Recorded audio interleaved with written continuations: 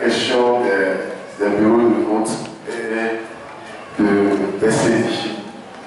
Et le professeur et le premier ministre sont là pour témoigner. Je me rappelle que c'est au cours de la rencontre du 14 juin,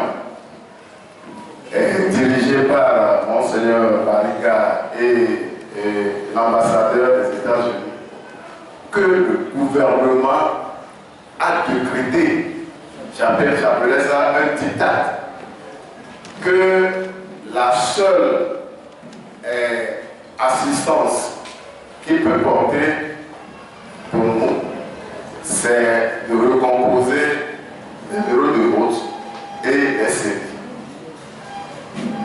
Et ceci en présence de nous, représentants le collectif Sauvons le Togo et la coalition arc-en-ciel.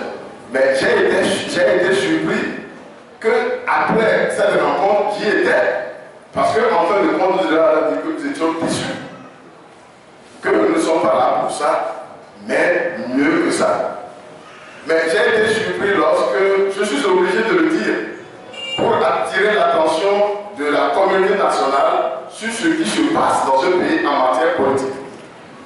Mais j'ai été surpris que nos alliés, après cette rencontre-là, à laquelle ils ont participé, disent sur tous les toits qu'eux ne veulent que la recomposition des bureaux de vote et des CDI. Alors que le gouvernement l'avait dit. Et nous avons dit que c'était un diktat, ce n'est pas la solution à nos préoccupations. Mais on passe sur tous les toits, sur les médias pour dire que si on règle la question des bureaux de vote et des CDI, qu'ils vont aux élections. Mais quelle contradiction!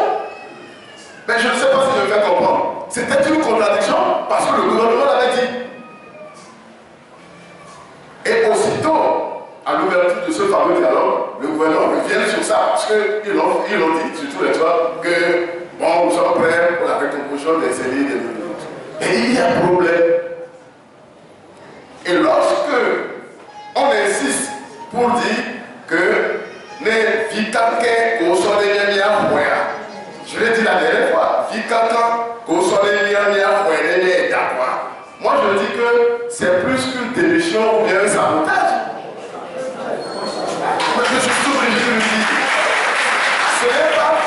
Ce n'est pas pour discréditer, mais attirer l'attention de l'opinion nationale sur la réalité de la politique togolaise. C'est de ça qu'il s'agit.